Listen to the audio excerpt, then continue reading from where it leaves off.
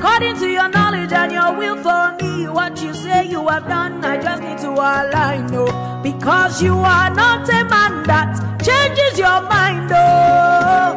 Those that know you will trust in you, not in horses and chariots. By the arm of flesh, no man can prevail. No man, no man, no man, no man. My confidence is you. What is hard? What is hard for you? It can never exist. Oh, you do not lie, you do not fail. What is hard for you to do? It doesn't exist. Oh, it can never ever exist. Oh, you do not lie, you do not fail. What is hard for you to do? It can never ever exist. Oh.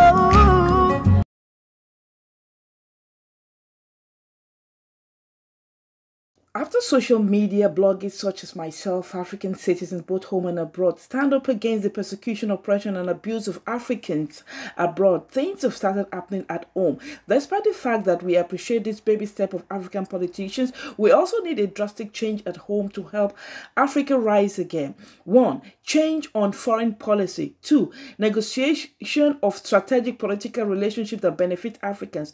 3. Patronizing home businesses, keeping the wealth within us. 4. Promote sound education by re-evaluating the mind control slave mentality educational system passed on by colonial masters. Now, please watch these African politicians.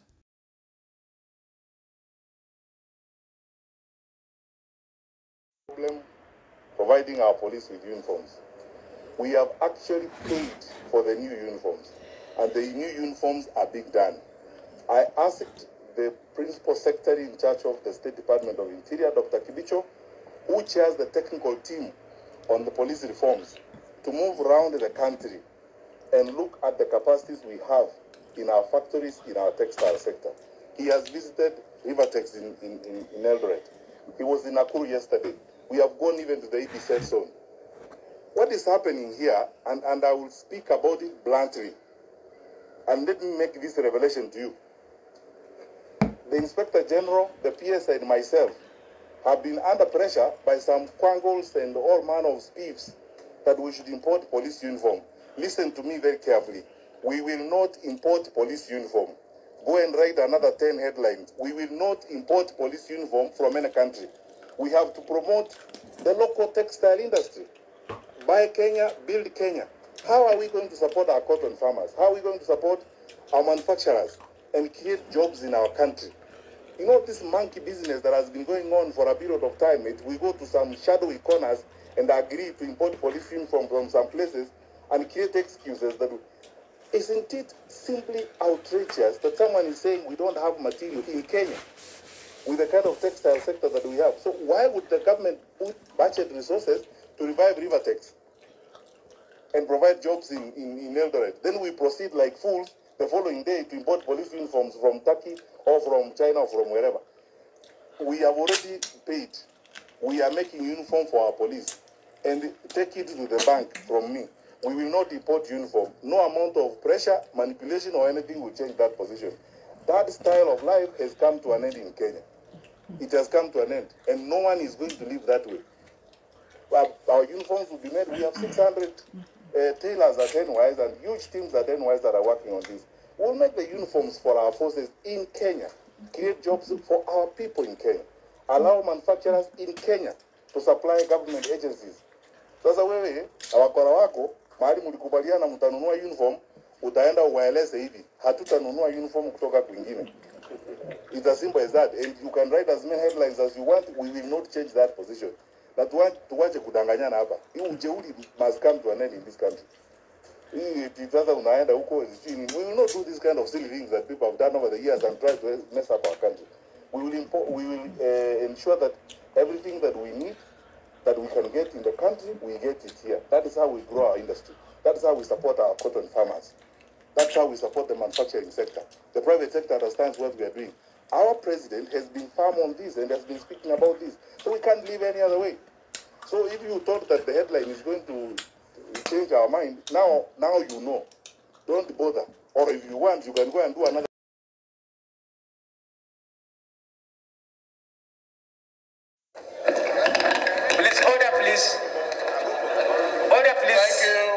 members. Thank you, Honorable Speaker. Thank you, honorable colleagues. My name is Benjamin Okezie Carlo. I represent the good people of Nigeria, starting from Bende Federal Constituency. Mr. Speaker, honorable colleagues, I'm from Abia State. This morning I rise to humbly seek the leave of this House to present a motion on maltreatment and institutional acts of racial discrimination against Nigerians living in China by the government of China. I do this in conjunction with 9 other honorable members. The House is aware that as a result of the mutually beneficial diplomatic and economic relationship between Nigeria and China, about 10,000 Nigerians, including investors, traders, workers, and students, currently reside in and around Guangzhou in the Guangdong province of the People's Republic of China and have generated massive trade volumes between the two countries such that for 2019 alone, Nigeria-China trade value was worth over $8.6 billion. The House recalls that sometimes on April 8, 2020, photos and videos appeared on various social media outlets depicting institutionalized acts of racial discrimination, maltreatment, xenophobic assault, embarrassment, illegal detentions, and forceful eviction of Nigerians and other Africans living in Guangzhou. Consigned that under the pretext of curbing the spread of COVID-19, which ironically originated in Wuhan, China, several kinds of maltreatment of Nigerian citizens in Guangzhou have been perpetrated by Chinese people and authorities, including wrongful confiscation of Nigerian international passport, prolonged and illegal detention of Nigerians in the name of mandatory quarantine, despite their having certificates of clean health, and no recent travel history. Outright refusal to test or release the test results, and the eviction of Nigerians from their homes and hotel accommodation, etc. The House is worried that in the exercise of its function of protecting the interests of nationals of a sending state, as provided for under Article 5 of the Vienna Convention on Consular Relations, 1963. Order, please. Honorable Olugas, take your seat. Honorable colleagues, please, let's maintain social distance. Let's sit in our seats so that we can get out of here. Honorable Kalu is moving a very important motion. Please, let's be attentive.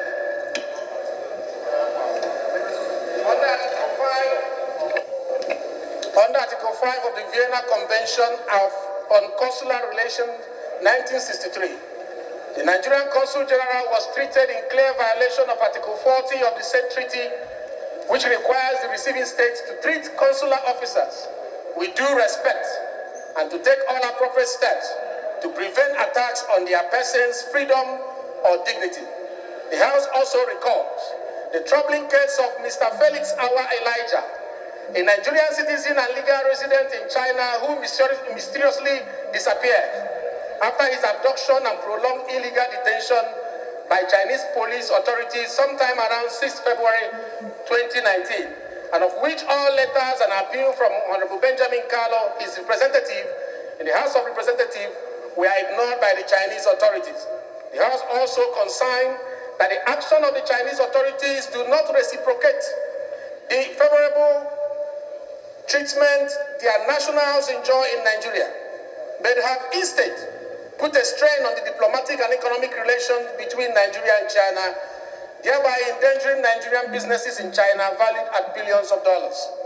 Also worried that the actions and inactions of the Chinese authorities clearly establish a trend of racial discrimination as defined in Article 1, Sub 1 of the International Convention on the Elimination of All Forms of Racial Discrimination to mean any distinction, exclusion, restriction, or preference based on race, color, descent, or national or ethnic origin, which has the purpose or effect of nullifying or impairing the recognition, enjoyment, or exercise on an equal footing of human rights and fundamental freedom in the political, economic, social, cultural, or any other field of public life, and that such actions and inactions are in breach of several other international conventions to which Nigeria and China are signatories.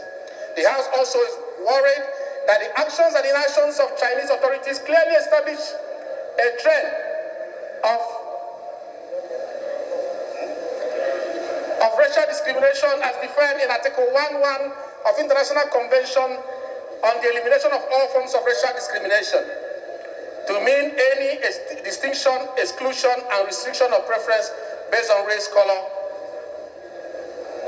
The House is reminded that China is under an obligation to guarantee equality between citizens and non-citizens in the enjoyment of their civil, political, economic, social, and cultural rights, to the extent recognized under the international law and enunciated especially in the Universal Declaration of Human Rights, the International Covenant on Economic, Social, and Cultural Rights, and the International Covenant on Civil and Political Rights.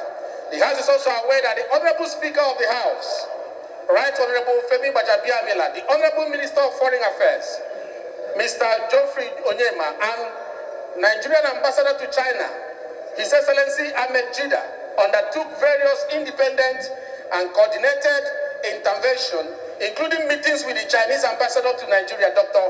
Zhu Binzhong, to register Nigerians' displeasure with the incident. The House further concerned that despite the assurances of the Chinese government to arrest the situation, the maltreatment of Nigeria and China persists.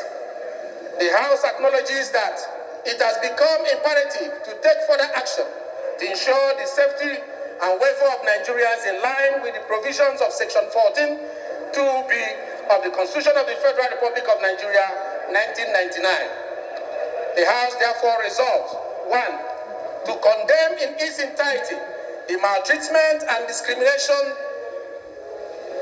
and the xenophobic attack against Nigerians in the Republic of China, People's Republic of China.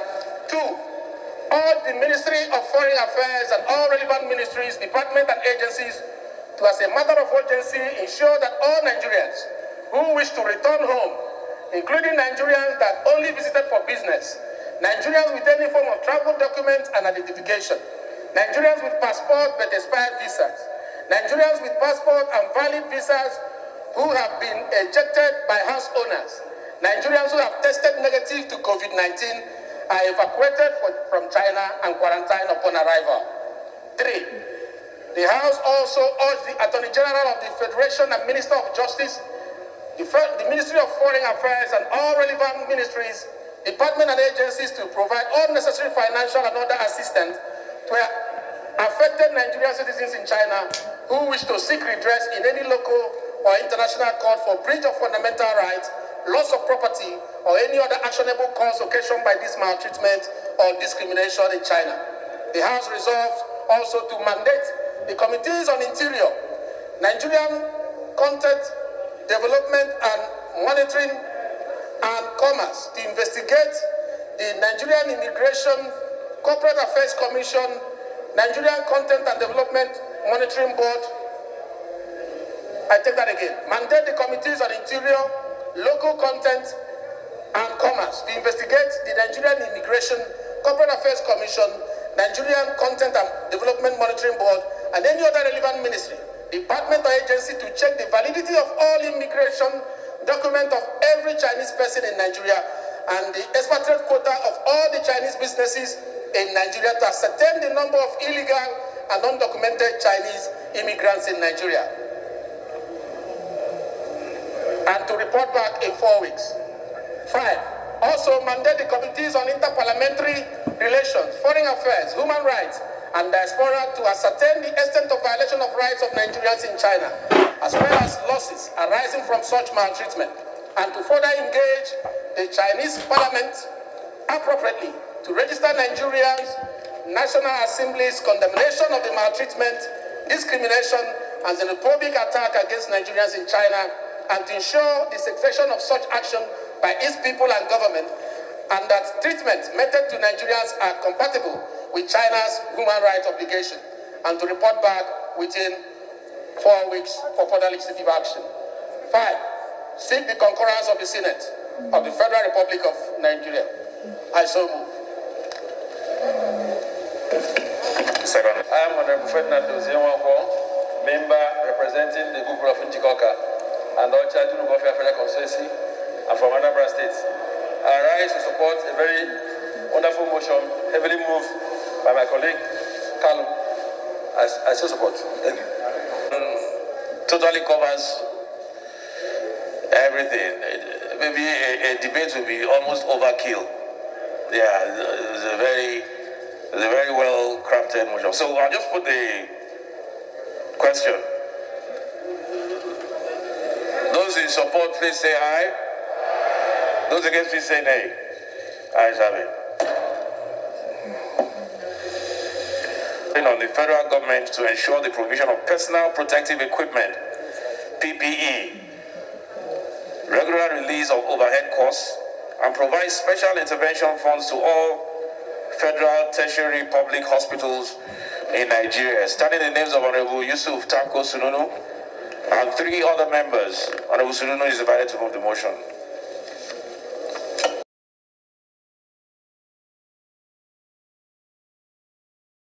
With an insurance sum of 350,000 cedis for each health personnel, an allied professional at the forefront of the fight has been put in place, with a daily allowance of 150 cedis being paid to contact tracers. Government has also decided that all health workers will not pay taxes on their emoluments for the next 3 months, i.e. April, May, and June. Furthermore, all frontline health workers will receive an additional allowance of 50% of their basic salary per month, i.e. for March, April, May, and June. The March allowance will be paid alongside that of April. The Ministry of Transport is also making available for free Ayalolo buses to convey health workers in Accra, Tema, Kumasi, and Kasoa to and from work along specific routes for the entire duration of the restrictions. I'm happy that operators of public transport, such as trotros and taxis, are largely adhering to the admonition to observe social distancing in their vehicles. Each one of them should do so. Toward Accra, Tema, Kumasi, and Kasoa. Again, the Ghana Water Company Limited and the Electricity Company of Ghana have been directed to ensure the stable supply of water and electricity during this period. In addition, there will be no disconnection of supply. Furthermore, government will absorb the water bills for all Ghanaians for the next 3 months, i.e. April, May, and June. All water tankers, publicly and privately owned, are also going to be mobilized to ensure the supply of water to all vulnerable communities. You go to the market every day, you want to feed your children, you want to take care of your bills, the house rent is there, your NEPA bill is there, the school fees is there, so many things that you want to do. As it speaks, this is close to a month and 1 week that we've been locked down. Every place has been shut down, the shops, even to the common people. Fine, they're really trying. We appreciate the government. But what we just want them to do for us is they should please help us. If there's any way they can feed us, there's any way they can send money to our accounts, at least major of us, we have this ATM and what's it called, VBN. They can just go there and at least give us money so that it will help us, because it has not been easy. If you watch in a regular market, they say people should shut down. Check around. People are hungry out there. They come out every day, they want to do business. They come out every day, they want to drive their Okada, they want to drive their bike, 1 or 2 things. They should just please, we beg the government, they should help us. Anyhow they know they can do it, and we appreciate them. Sometimes they beg to take sustain. 3 children, no food, no nothing. Now market can sell. Nobody don't know me for this area. We are hungry. We are suffering. If you look around, Surulere is one of like the most peaceful local governments in Lagos State, and they've been keeping to the governor's directive of staying at home. So if you want them to stay at home, obviously you have to encourage them to stay at home, and people are hungry. So this is like a way to support them and encourage them more to stay at home and maintain social distancing as it may be. They share various food items to the vulnerables and elderly in their local constituency.